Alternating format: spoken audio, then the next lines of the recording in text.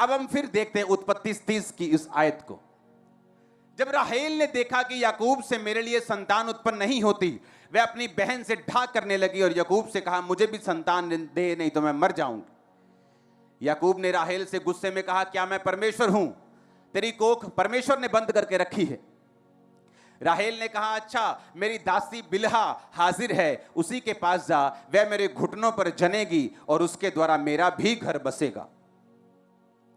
तब उसने अपनी दासी बिल्हा को दिया कि वह उसकी पत्नी हो जाए और याकूब उसके पास गया और बिल्हा पेट से हुई, याकूब से उसके एक पुत्र उत्पन्न हुआ। और राहेल ने कहा, परमेश्वर ने मेरा न्याय चुकाया और मेरी सुनकर मुझे एक पुत्र दिया और उसका नाम उसने दान रखा। ये भी उसकी नौकरानी थी और उसने पत्नी होने के लिए दिया ताकि मेरे घर में एक बेटा पैदा हो, ताकि मेरी भी थोड़ी इज्जत रह जाए। याकूब के 12 बच्चे थे। कितने थे? 6 पैदा हुए उसकी पहली पत्नी से, लिया से, जो अप्रिय हुई, जिससे वो कम प्यार करता था, और परमेश्वर ने बैलेंस करने के लिए उसको 6 बेटे दिए। यहूदा भी उसी का बेटा जिसमें से यीशु मसीह निकले, लेवी भी उसी का बेटा जो सेवा करते थे, तो उसमें से 6 बेटे निकले। 6 बच्चे परमेश्वर ने लिया को दिए। राहेल की भी गर्भ को खोला, 2 उसे दिए, 2 राहेल की नौकरानी को दिए और 2 लिया की दासी को दिए, जो दोनों बाद में उसकी पत्नियां बन गई और 2-2 बच्चे उनके हुए। अगर आप देखें तो उनके 12 गोत्रों में 4 बच्चे उसकी तीसरी और चौथी पत्नी से हैं, लेकिन वो गोत्र में शामिल हुए और अब्राहम की दासी का बेटा गोत्र में शामिल नहीं हुआ। रीजन, विद्रोह। आज इस्माइल, जिस तरह याकूब के 12 गोत्रों को हम बोलते हैं कि इजराइल के 12 गोत्र हैं, इस्माइल भी गोत्रों में होता, इस्माइल भी अब्राहम की ब्लड लाइन में होता, परमेश्वर उसे छोड़ते नहीं, लेकिन विद्रोह, उसकी माता की इंटेंशंस कि मुझ पे अनुग्रह हुआ है, तो उस अनुग्रह पे मैं अपने शीश को झुकाऊं, ना कि अपनी मुंडी को कड़क करके बेवकूफी करूं। पुराने नियम में जितनी घटनाएं होती हैं उन्हें शारीरिक रीति से मत लो, वो आत्मिक रीति से सिखाने के लिए हुई। अन्य जातियों के लोग जब आज उसी हाजरा की तरह परमेश्वर में आते हैं, अपने शीश को झुकाओ, क्योंकि तुम इजरायली नहीं थे कि यहोवा को मान सको, लेकिन यहोवा ने तुम पे अनुग्रह किया है। तुम तो नौकर भी नहीं थे, लेकिन अब तुम उसकी ब्लड लाइन में शामिल हो गए हो। तुम शान से कहते हो कि असी यसू दे बंदे आ, हां, हम उसके बेटे और बेटियां हैं। शान से बोलते हो कि नहीं? पहले नहीं बोल सकते थे। विद्रोह किया। सारा की नौकरानी ने विद्रोह करके उस घर से निकाली गई, क्योंकि वो हम्बल नहीं थी, नम्र नहीं थी। शैतान जब लोगों को नाश करने के लिए उठता है, वो उन्हीं लोगों का विरोध आपके जरिए करता है जिससे आपको बरकत मिली है।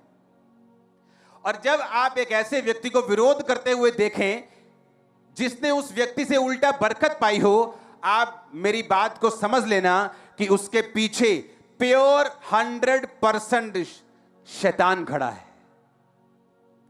डेयरी के बाहर लिखा था ना 100% देसी क्यों।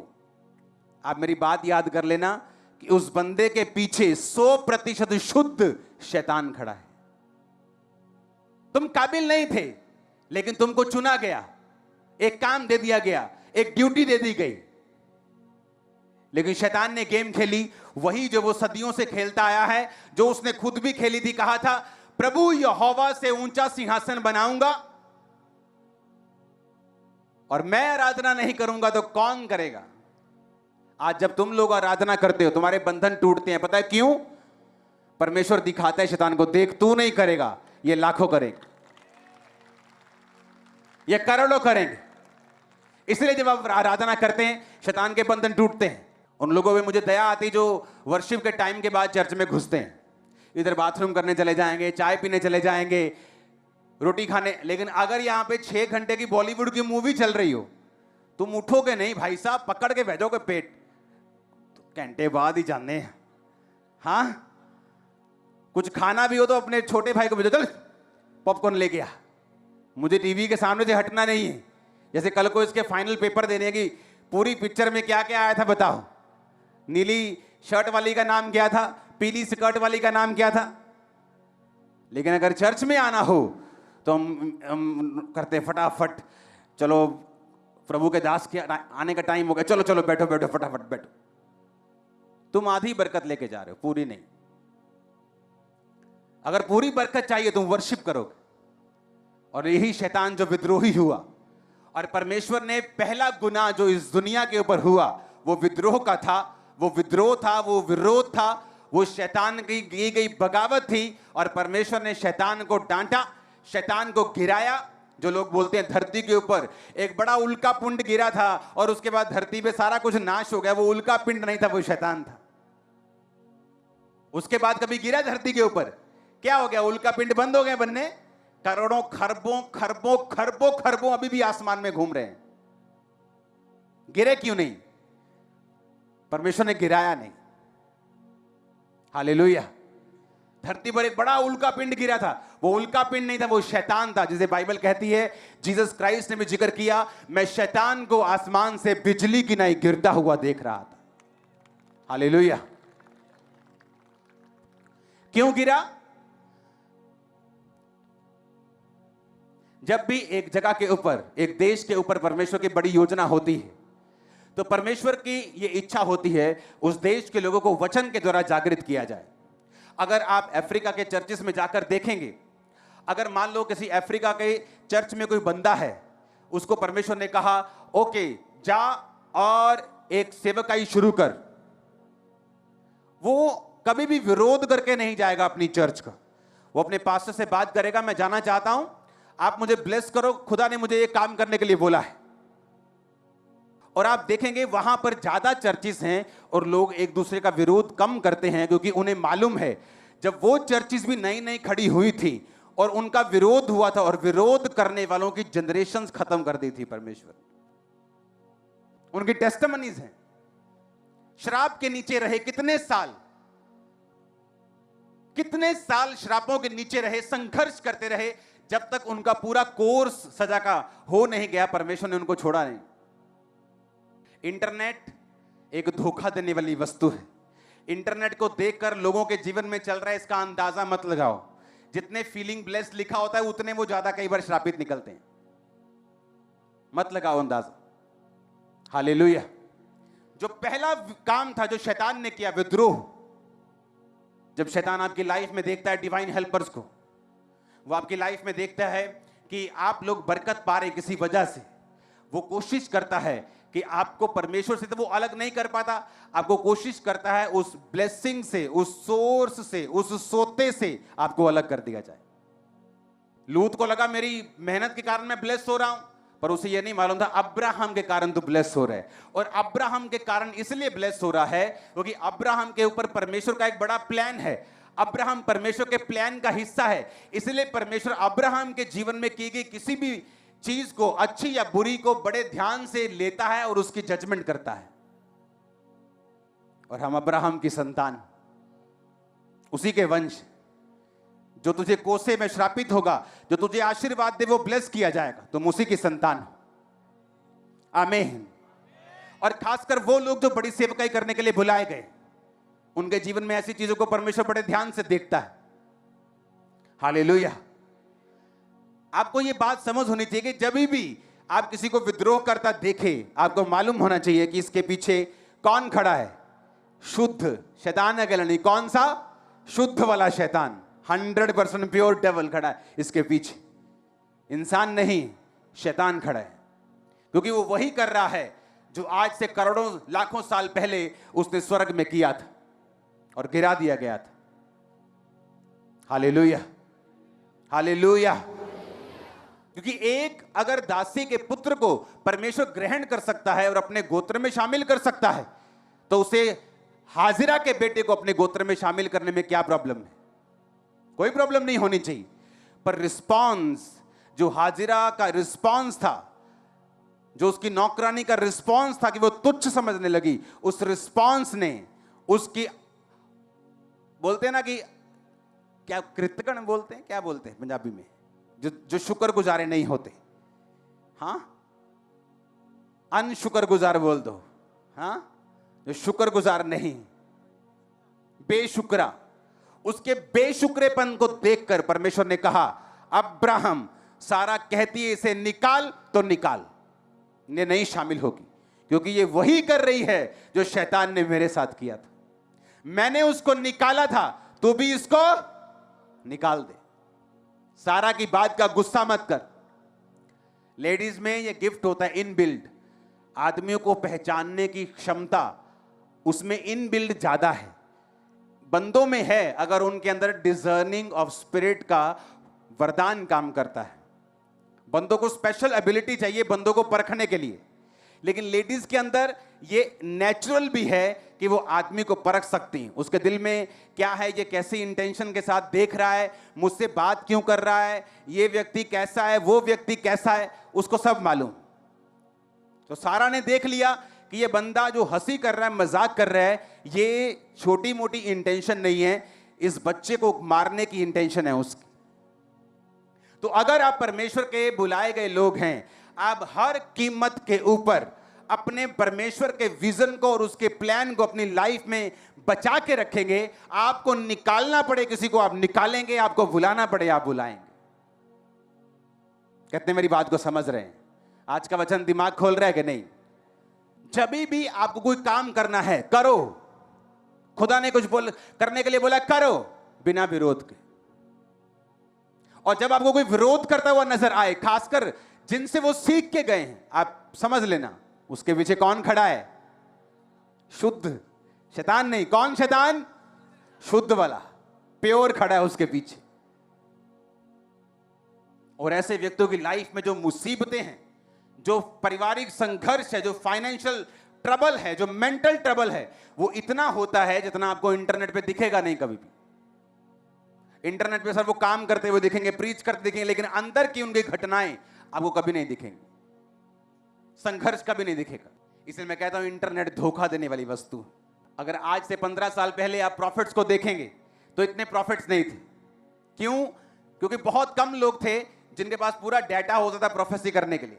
लेकिन जब से फेसबुक आई, प्रॉफिट्स बढ़ गए, क्योंकि आपकी फेसबुक पे सब लिखा है।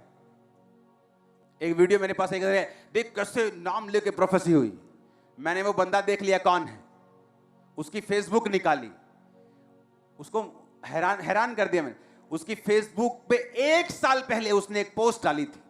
मैंने वो पोस्ट का स्क्रीनशॉट लिया, उस बंदे को वापस भेजा, मैंने कहा ये ले तेरी प्रोफेसी। सुनो, कहता मेरा क्या कसूर है, पवित्र आत्मा मुझे वही बताता है जो फेसबुक पे होता है। मैंने कहा काका जिस दिन फेसबुक उड़ गई तो प्रॉफिट भी तो उड़ जाएगा। सच कह रहा हूं। और वो शर्मिंदा, वो उसे मालूम हुआ कि नहीं, इसको मूर्ख नहीं बनाना, लोगों को बना सकते। मैंने कहा जो बनता है उसे बनाओ, मुझे मत बनाओ। परमेश्वर अगर आपसे सिरदर्द हील कर रहा है तो फेक मत करो, सिरदर्द पे खड़े रहो, एक दिन मुर्दे भी जिंदा होंगे। लोगों को इंप्रेस करने के लिए आप प्रोफेटिक वर्ड दोगे, डोंट वरी, कहीं लोग जाने वाले नहीं, जो आपके हैं आपके रहेंगे। हम प्लेन की नहीं, हम जेट की स्पीड से बढ़ रहे हैं, जो चंद्रयान गया ना उसकी स्पीड से। और कोई झूठी प्रोफेसी मुझे करने की जरूरत नहीं है, आप लोगों, आपको इंप्रेस करने की जरूरत नहीं। मैं आपको बता रहा हूं, अगर किसी के पास रियल वर्ड ऑफ गॉड की नॉलेज है, मैं कह रहा हूं हीलिंग करने की भी जरूरत नहीं, लाखों लोग उसकी चर्च में होंगे, जस्ट वर्ड ऑफ गॉड्स। मैं आपको बता रहा हूं। नई जनरेशन क्या देखती? अच्छा प्रोफेसी की तो लोग आ रहे हैं। डोंट वरी, फ्यूचर में ऐसा नहीं होगा। इन लोगों का न्याय होता है, टाइम लगता है, लेकिन होता इसी धरती के ऊपर है, और ये लंबा नहीं चलते। प्रॉब्लम इनकी ये, अगर आपको सीधा चलना है आप लंबा चलेंगे, आपको जेन्युइन चलना है आप लंबा चलेंगे। तो जेन्युइनिटी में रहना मुश्किल है, क्योंकि रोज आपको प्रभु की प्रेजेंस में जाना है, आपको रोज खुदाबंद की प्रेजेंस में रहना है, आपको प्रेयर करनी है, आपको लाइफ को संभाल के रखना है। लेकिन अगर आपको फेक करना है, आपको कुछ करने की जरूरत नहीं। सारा दिन खाओ पियो बैठो, मीडिया में सब तरह के गलत काम करो और उसके बाद संडे थर्सडे आ जाओ। लेकिन अगर लंबा चलना है जनरेशंस तक, तो आपको जेन्युइनिटी में चलना होगा। हालेलुया। और यही बातें जब मुझे सिखाई जाती थी 15 साल 10 साल पहले, तो मैं भी यकीन नहीं करता था, जब तक क्लोज जाके देखा नहीं ये लोग और ये कैसे हैं। तौबा तौबा तौबा, विश्वासियों से बुरे हैं, गिरे हुए विश्वासियों से भी बुरे हैं, मैं आपको बता रहा हूं। इसलिए मैंने कहा इंटरनेट से धोखा मत खाओ, बाइबल पढ़ो, उस पे चलो, परमेश्वर की आत्मा की अगुवाई मांगो, सोल सेविंग पे ध्यान दो, हीलिंग चाहिए हीलिंग मांगो, डिलीवरेंस चाहिए डिलीवरेंस मांगो, वो आपको देगा, वो आपको छुड़ाएगा, आपको वचन भी देगा, आपसे बात भी करेगा। हालेलुया। ऊंची आवाज में, ऊंची आवाज में।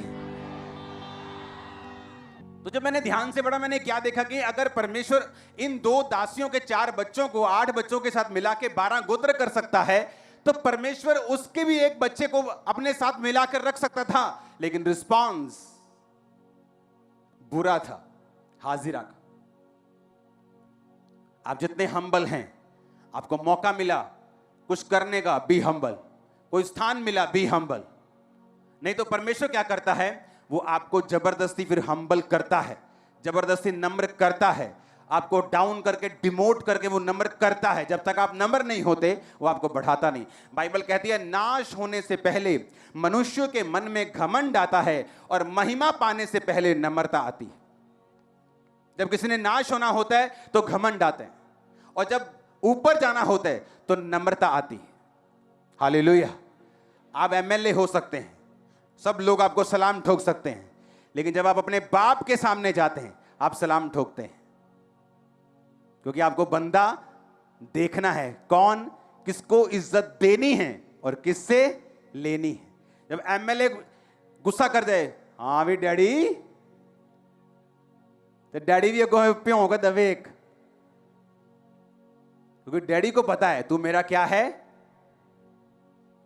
तू मेरा बाप नहीं। एक बाप चाहे तो 10 संतान पैदा कर सकता है, लेकिन 100 संतान मिलकर भी अपने बाप को पैदा नहीं कर सकती। हालेलुया। आप में और आपके बाप में जब भी कोई सही निकलेगा, आपका बाप निकलेगा। आपके बाप में और परमेश्वर में जब बहस होगी, जब भी कोई सही निकलेगा तो परमेश्वर निकलेगा। हालेलुया। ये बैलेंस जिसको बनाना नहीं आता, वो मूर्ख इंसान है, और मसीह में, कॉलिंग में, बुलाहट में वो आगे नहीं बढ़ता, इतने लोगों को टच नहीं कर पाता जिसके लिए वो एक्चुअली चुना गया है। मेरा बिलीव है आप लोग ब्लेस्ड हैं, मेरा बिलीव है वचन में बढ़ेंगे, उसकी ताकत में बढ़ेंगे, डिलीवरेंस में बढ़ेंगे। आमीन। ऊंचे वाला चाहिए, ये बरकत आपकी होगी।